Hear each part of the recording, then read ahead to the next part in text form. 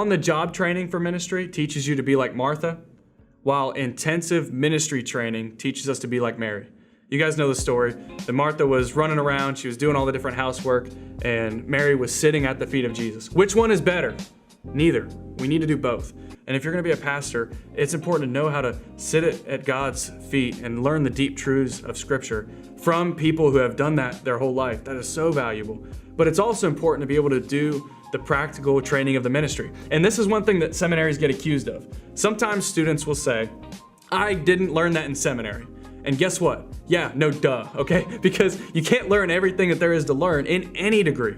The point of the degree is just to get you started and give you some skills that are gonna create longevity. So no, you're probably not gonna learn how to balance all the different finance part of a church in seminary. Maybe you did, okay?